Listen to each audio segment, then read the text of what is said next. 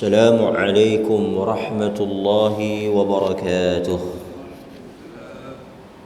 الحمد لله رب العالمين وبه نستعين على أمور الدنيا والدين، والصلاة والسلام على أشرف الأنبياء والمرسلين وعلى آله وصحبه أجمعين.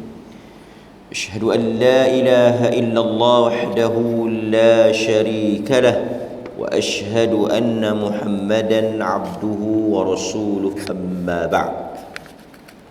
Muslimin muslimat yang dirahmati oleh Allah Azza wa Jal, kita bersyukur kepada Allah kerana pada pagi ini kita dapat menyambung huraian hadis yang ke-19 muka surat 127.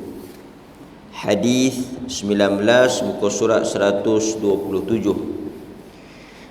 An Abi Khudamah an abihi qal sa'altu Rasulullah sallallahu alaihi wasallam faqultu ya Rasulullah ara'aita ar-ruqa nastarqiha ودواء نتداوى به وتقاتا نتقيها هل ترد من قدر الله شيئا قال هي من قدر الله. Hadis yang ke-19 ke surat 127. Kita tengok terjemahan dia. Daripada Abu Khudamah, daripada bapaknya, kata bapaknya, aku bertanya kepada Rasulullah sallallahu alaihi wasallam, wahai Rasulullah, apakah pendapat dan apakah hukum tentang jampi yang kami menjampi dengannya, ubat yang kami merawat dengannya, dan pelindung yang kami berlindung diri dengannya? Apakah dia menolak mana-mana qadar ketentuan Allah? Baginda menjawab, ia adalah ketentuan Allah. Abu Khudamah dia cerita bapa dia tanya Nabi, kalau kami sakit, kami jampi, berubat, makan ubat, adakah perbuatan makan ubat jampi ini dikategorikan atau dianggap sebagai menolak takdir Allah? Sebab sakit ni daripada Allah. Jadi bila kita sakit, kita berubat. Kita berubat ni banyak cara lah. Kita jampi, kita makan ubat, ikhtiar. Kita nak merawat diri kita daripada sakit yang diberikan oleh Allah. Adakah perbuatan kita berubat tadi ni dianggap kita lawan takdir? Dianggap kita tak beriman dengan takdir, dianggap kita tak redha dengan sakit yang Allah bagi itu, atau kita cuba nak ubah takdir yang Allah Azza wa Jal tetapkan. Dia bagi kita sakit, kita pergi berubat. Dia bagi kita sakit, kita jampi bagi lega. Adakah itu dianggap menolak takdir? Hal ini menjadi isu besar ketika mana COVID-19 hari itu. Sebahagian pihak kata kita jangan berubat. Sebahagian pihak dia larang. Dia kata jangan ambil vaksin ni, jangan makan ubat ni. Ini semua dianggap tidak pasrah, tidak menerima ketentuan Allah, tak redha dengan takdir. Sepatutnya kita tawakal saja. Apa nak jadi, sebab Allah dah tentukan. Jangan takut dengan makhluk. Ini antara perkara yang disebut oleh sebahagian hingga menimbulkan kekeliruan di dalam masyarakat. Baik, kita tengok. Bila dia kata, adakah benda ini menolak takdir Allah Azza wa Jal? Nabi SAW kata tak. Nabi kata tak. Berubat itu juga termasuk daripada takdir Allah. Nanti kita tengok apa yang dimaksudkan dengan hadis ni. Baik. Ada beberapa perkara yang boleh kita ambil ataupun kita huraikan dalam tajuk pada pagi ni. Yang pertama, kita nak tengok dulu maksud jampi. Apa yang dimaksudkan dengan jampi? Jampi ni dari sudut perkataan Arabnya ruqyah. Ruqyah itu dalam hadis tu dia guna perkataan ruqa, jamak kepada ruqyah. Ruqyah ni maksudnya jampi lah. Ruqyah ialah kita membacakan pada pesakit sesuatu ayat daripada Al-Quran ataupun apa-apa doa daripada hadis. Kita menyebut nama-nama Allah dan sifat-sifatnya dengan perkataan dan lisan yang jelas. Maknanya jampi ni baca Quran, baca doa daripada hadis, atau kita membaca sesuatu yang jelas. Doa lah yang difahami oleh pesakit tadi, ataupun difahami juga oleh orang yang berada di sekitar tu. Itu dia panggil ruqyah. Jadi maksudnya sesuatu bacaan yang tak difahami oleh manusia, pesakit ataupun sesiapa sahaja, maka dia terkeluar daripada ruqyah syar'iyyah, jampi yang dibenarkan. Sebab itu salah satu syarat ketika tuan-tuan nak pergi berobat nanti, tuan-tuan kena pastikan dengar apa yang dia baca. Bila kita nak pergi berubat ni, jampi-jampi ni, doa-doa ni, kita kena pastikan kita dengar. Suruh dia baca kuat. Yang peliknya, perawat-perawat ni tak mau nak baca kuat. Apa dia baca, apa dia seru, apa dia jampi pun kita tak tahu. Sewajarnya dia kena baca bagi kita dengar.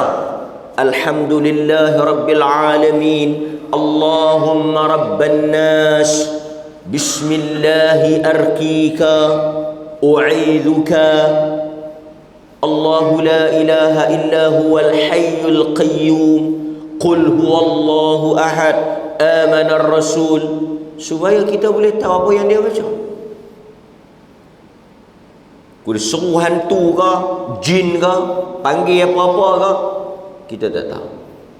Iaitu sebab itu salah satu syarat yang diletakkan oleh para ulama, hendaklah ruqyah itu didengari, difahami. Ini kan? Tak tahu duk jampi mai jampi pi terkumat kamit kan? Terkumat kamit membaca sesuatu kan? Apa yang dia sebut, apa yang dia seru, kita tak tahu. Ini antara yang diharamkan, dilarang kan? Tak dibenarkan. Kerana kita bimbang bercampur perkara-perkara khurafat di dalam jampi tadi. Baik. Jadi ar-ruqyah asy-syar'iyyah, jampi yang dibenarkan ini ialah kita membaca daripada ayat-ayat Al-Quran, doa-doa Quran lah, ataupun daripada hadis Nabi sallallahu alaihi wasallam. Kata Al-Imam An-Nawawi, ni dalam masyarakat kita tuan-tuan, antara perkara yang sangat menarik perhatian, mendapat tempat rawatan ni lah. Siapa yang jadi Tok Bomo ni memang sakan, memang lakulah, memang orang cari. Sebab tu kalau kita tengok dalam media sosial, dalam masyarakat kita ni, Bomo ni memang kan? Tak menang tangan lah kan? Dia punya sambutan dia tu sangat hangat kan? Sehingga mai kita tengok bomo-bomo yang toh mana hala toh kan, pelik-pelik duk muncul ni kan. Ada satu lagi istilah uskun. Istilah uskun, ustaz dukun. Kan.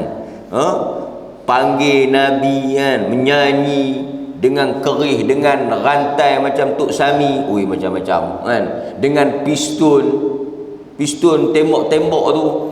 Itu ini kata Al-Imam Nawawi. Kata Al-Imam Nawawi rahimahullahu taala, hendaklah kita meninggalkan sebarang bentuk ruqyah yang dibaca yang berasal daripada perkataan orang kafir.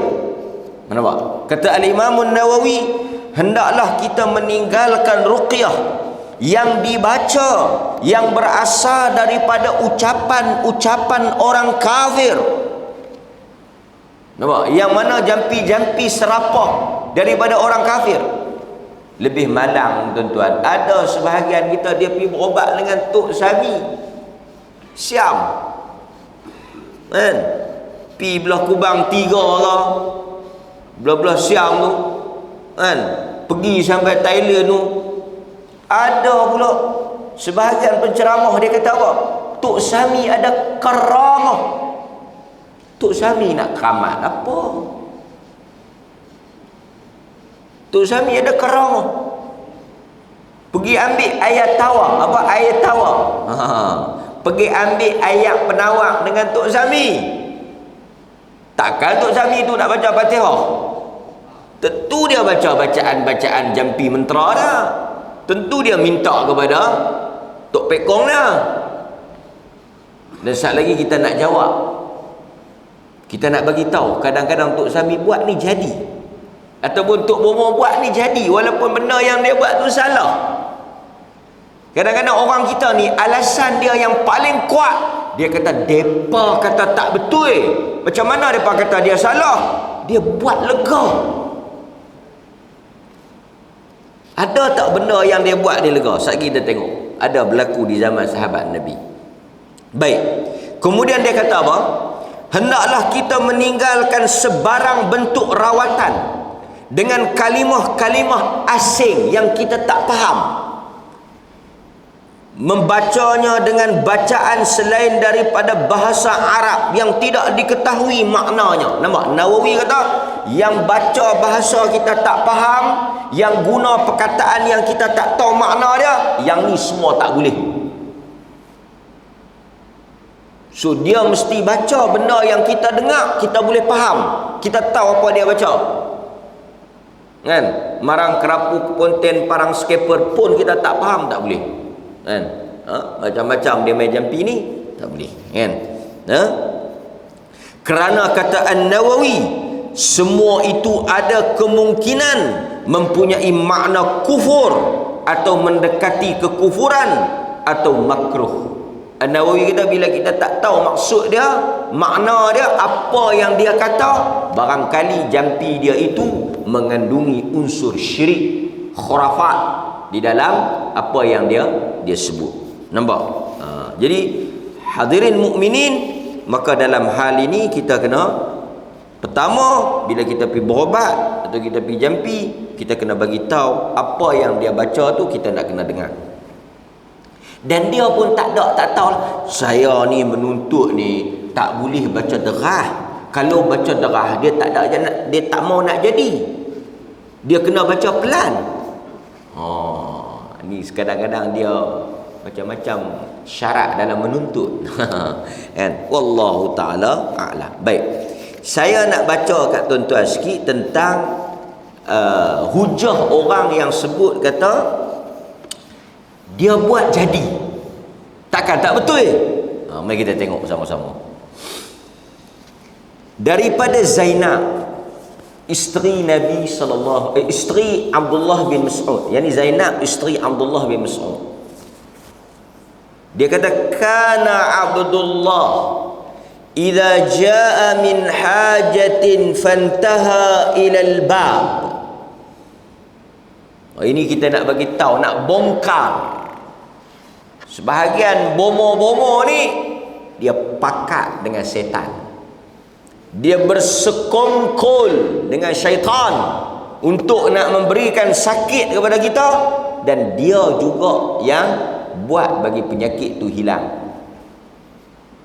Ini jangan pelik. Kata Zainab, Abdullah bin Mas'ud radhiyallahu an, apabila dia balik daripada urusan kerja dia ataupun balik daripada luar hajat dia, min hajatin fantaha ilal bab, dia akan berhenti dahulu di depan pintu, dia tak masuk terus. Tanahnaha wa bazaqa, dia akan berdehem dan dia akan ludah. Dia duduk luar pintu. Dia sampai rumah tu dia lepas tu dia ludah. Wa bazaqa, dia ludah. Karahiyata an yahjuma minna ala syai'in yakrahuhu. Dia buat lagu tu supaya dia nak bagi warning, hint, apa yang kami duk buat dalam rumah tu baik kami berhenti. Artinya benda-benda yang dia tak suka tu hampa jangan duk buat. Artinya macam kita lah, kita tak suka anak kita tengok TV, kita balik rumah dia tutup TV terus dia pergi ambil buku baca. Macam tu lah. Kan? Kita tak suka anak kita tidur, lepas subuh ke tengah hari ke kita balik mai duk dia pun bangkit terus. Artinya dia bagi isyarat, kata hampa, aku jangan bagi aku masuk lagi, aku nampak hampa jaga, hampa siap. Aku masuk lagi, aku nampak hampa buat lagu tu, hampa siap. Baik hampa bangkit kan. Lebih kurang macam tu lah. Kan?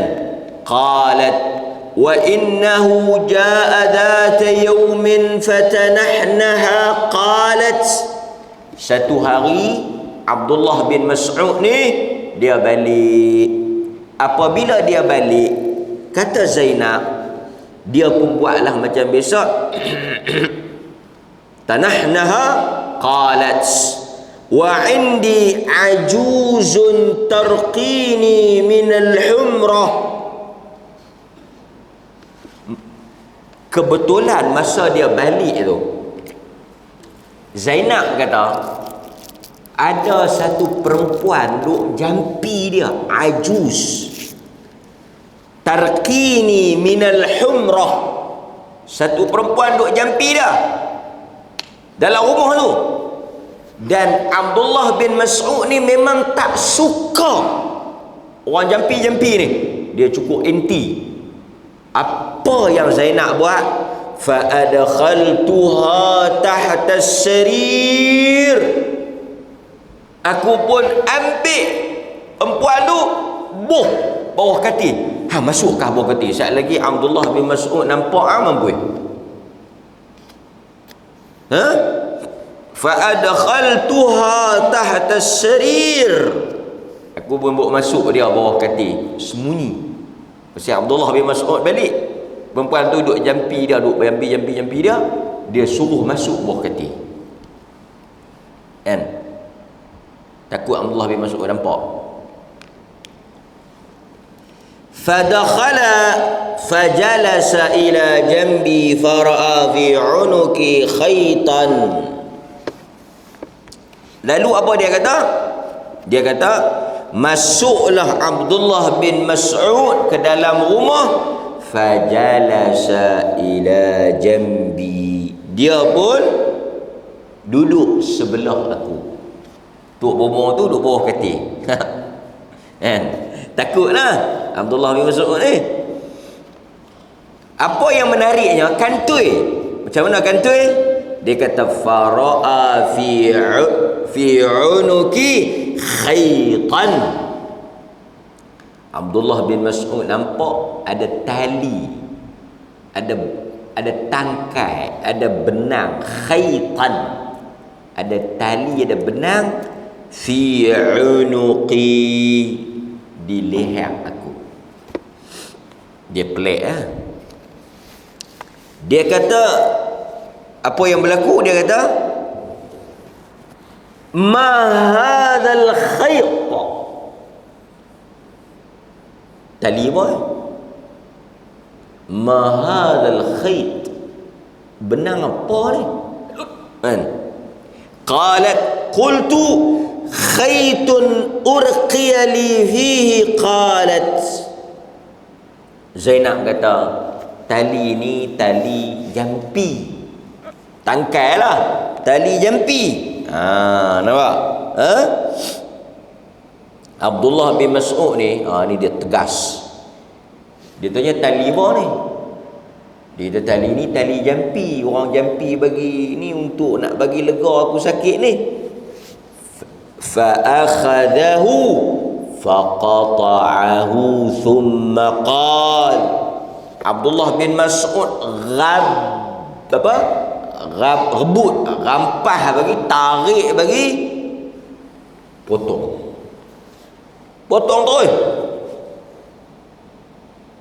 terus, faqata'ahu, potong terus. Thumma qala inna ala abdillah al-aghniya'u 'ani syirk. Keluarga Abdullah bin Mas'ud tak akan buat kerja syirik ni.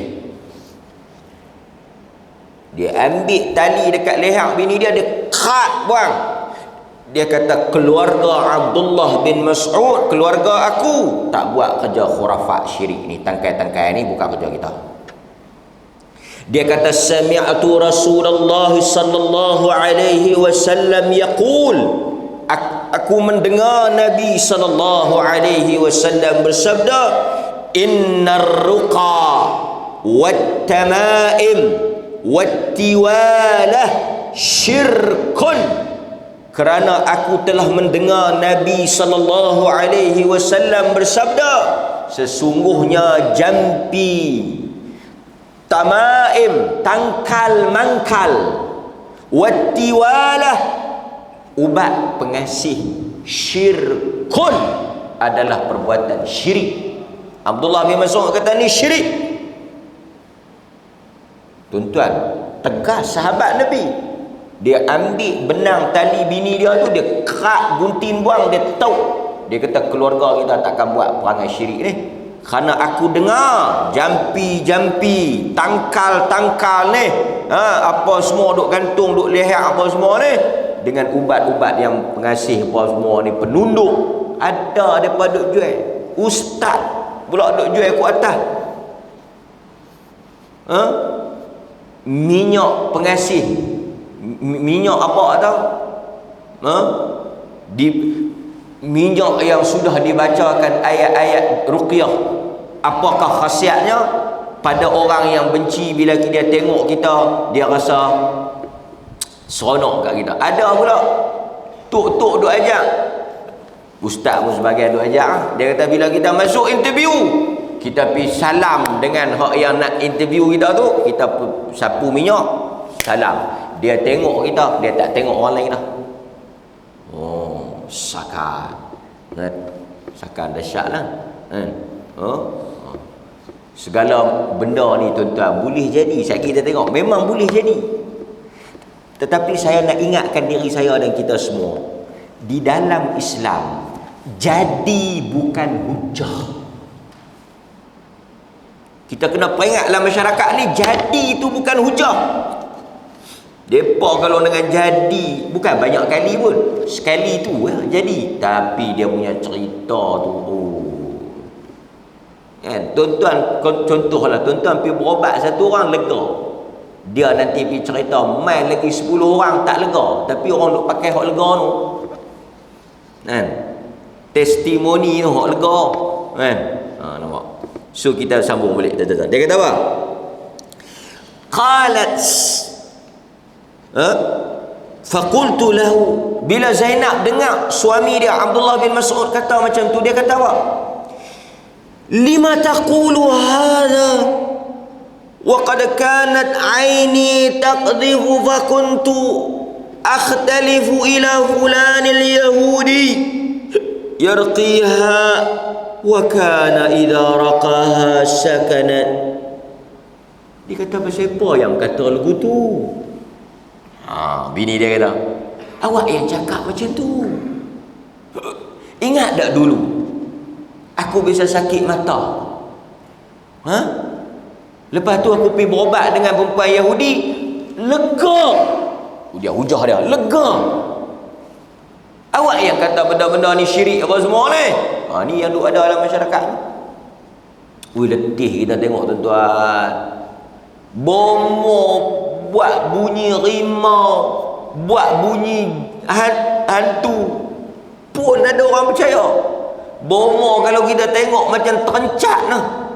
3 suku punya tu pun puluh ribu orang tengok view. Sebab itu view ni bukan boleh kira sangat. Orang kita ni tuan-tuan, saya bagi contoh mudah ya. Kita pakai baju, mana ada orang tengok sangat. Cuba tuan-tuan telanjang. Pasal ada orang kata, tengok view dia, ramai orang tengok. Bukan payah.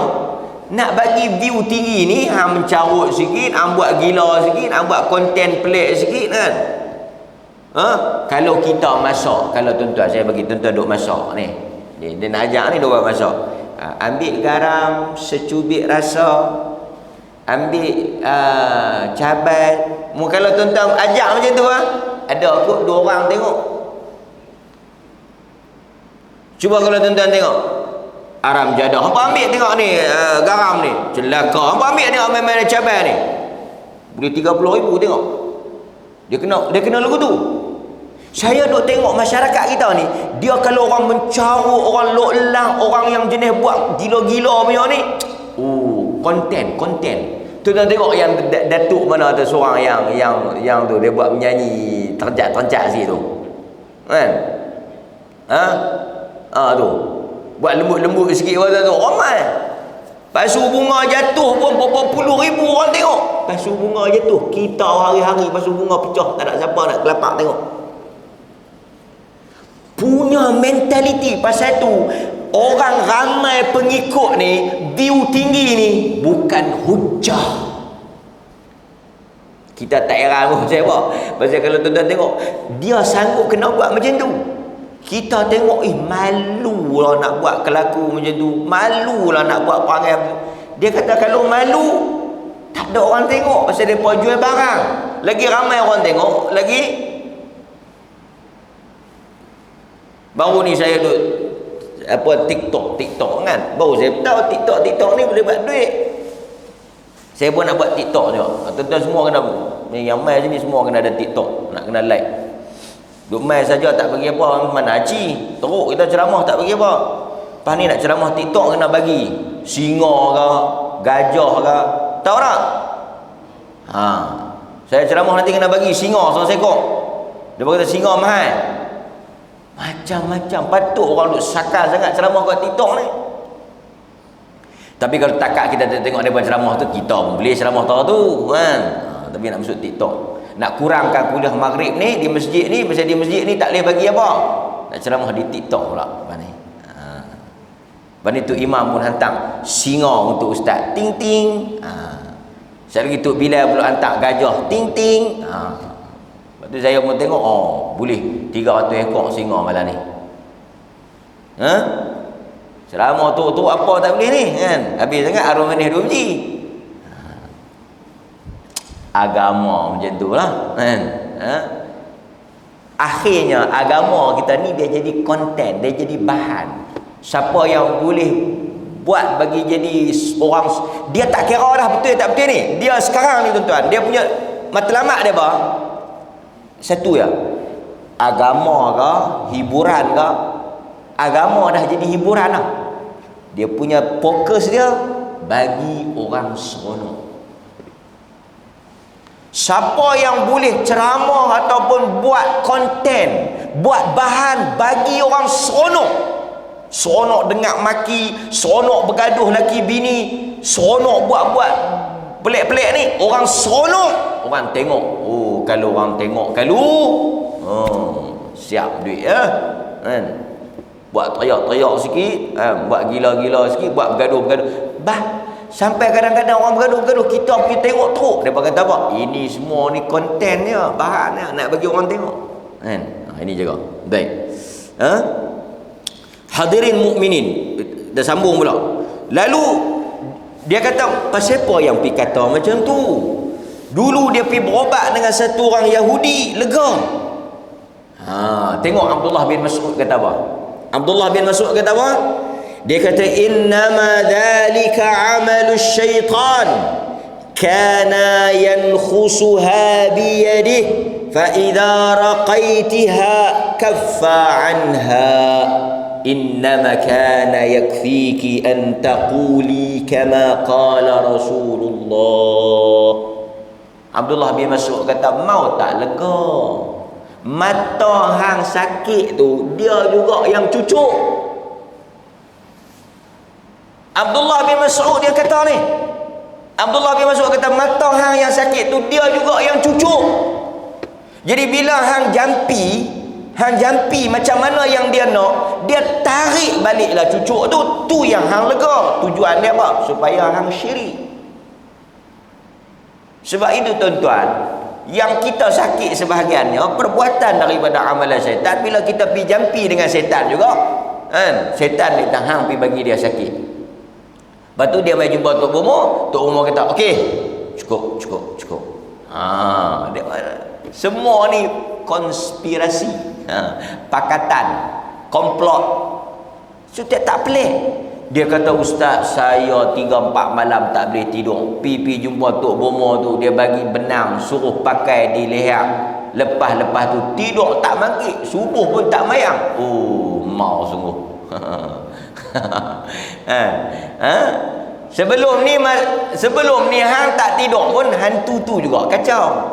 Dah lepas hampir jumpa tuan dia habaq kat hantu tu, cukup hang tak payah duk kacau dia. Hang lena pun ki hantu tu juga. Kan? Ini pasal tu Abdullah bin Mas'ud kata, lega jadi ni bukan hujah, pasal syaitan tu yang cucuk. Bila hang pi jampi minta tolong dekat dia, dia tarik. Nampak? Pasal tu kita kalau orang kata jadi lega, bukan hujah. Lepas tu Abdullah bin Mas'ud kata apa? Ni tak payah duk jampi-jampi ni. Kadang-kadang kita dengar, oh sakan kan.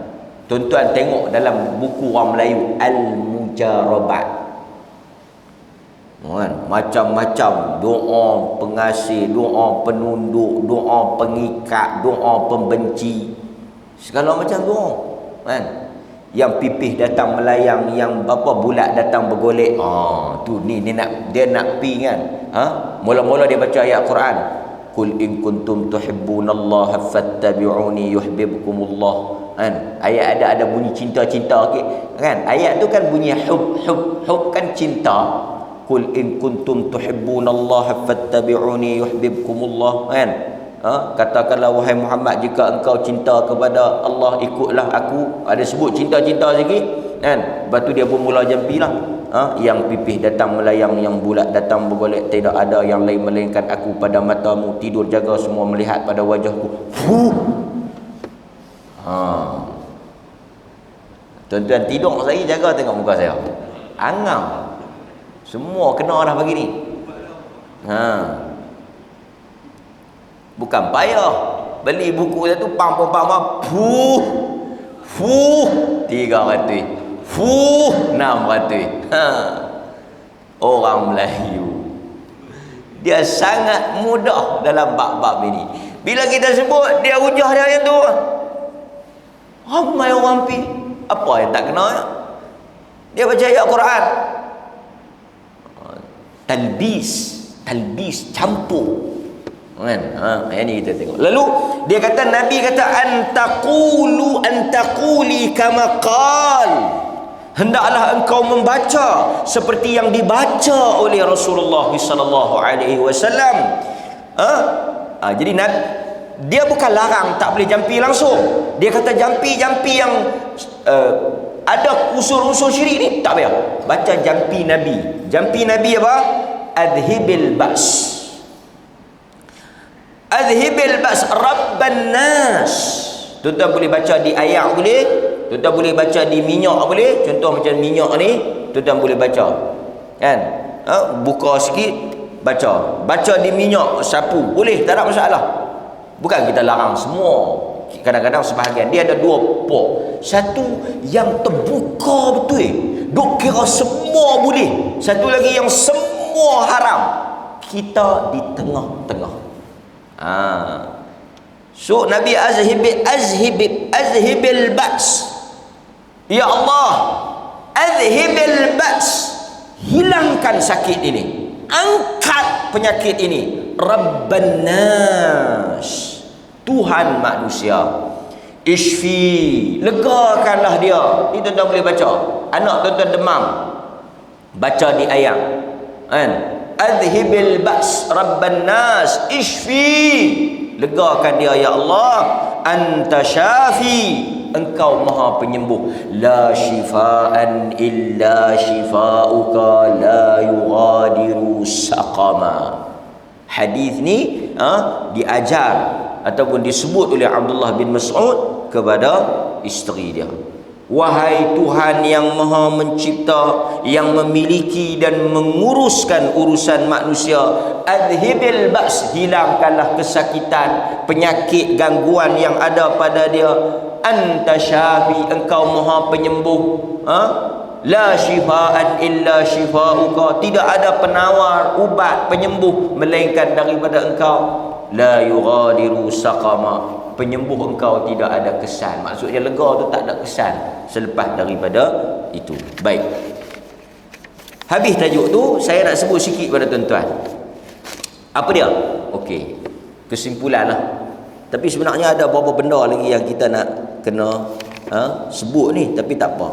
Cuma saya nak sebut kat tuan-tuan.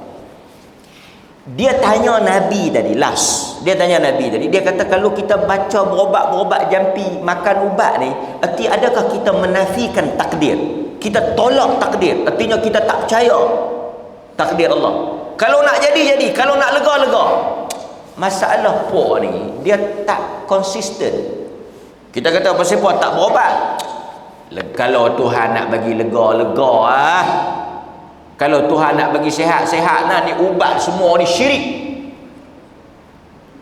Tuan-tuan, peliknya puak ni, masa dia lapang, dia tak kata benda yang sama.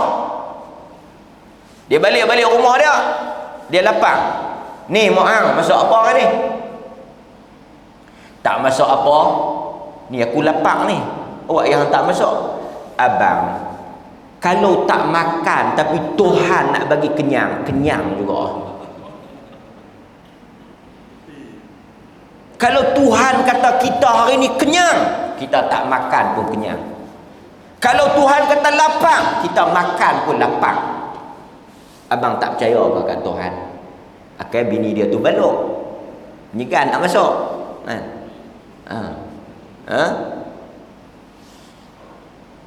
Kita dalam bab itu pandai pula, suruh pergi masuk. Nak kenyang kena makan. Yang ni kita panggil apa? Al-akhdh bil asbab, mengambil sebab musabab. Sebab musabab itu pun Allah yang jadikan. Kan? Kita lapang, pi makan. Hakikatnya makan tu bukan dia. Makan tu bukan dia yang mengenyangkan, Allah yang mengenyangkan. Sebab itu ada orang makan sikit kenyang, ada orang makan banyak tak kenyang. Tapi Allah kata nak kenyang kena makan. Kalau lapang kena makan. Tuan-tuan tak bolehlah lapang. Abang lapang. Lepas tu nak buat macam mana? Tak apa, kita sebut lapang. Sakit kenyang. Tak, Tuhan kata mangkit, dibasuh berah, buh dalam periuk, tekan pelak, goreng ikan, makan, kenyang. Tuhan yang kata. Macam tu juga dalam urusan kehidupan kita. Satu orang periksa, belajar. Pasal apa dia belajar? Pasal dia nak dapat keputusan yang cemerlang. Mak dia kata, abang jangan duk belajar abang lawan Tuhan ni. Ke Tuhan kata abang gagal, tak payah duk baca apa. Oh betul ke? Kita naik kereta, lampu merah, kita berhenti. Kita tak laju, kita tak pi. Kita tengok lampu merah, kita pi. Bini kita, lampu merah, kalau nak belaga, hijau pun belaga. Kalau bini lelaki aku ni ajaran apa pula dah ni? Dia kata kalau hijau nak belaga juga. Kita tak belah orang-orang belah kita. Duk kira apa hijau merah ni? Kalau Tuhan kata jadi. Bini dia pun sengap tak kata apa. Ikut abang lah nak jadi apa.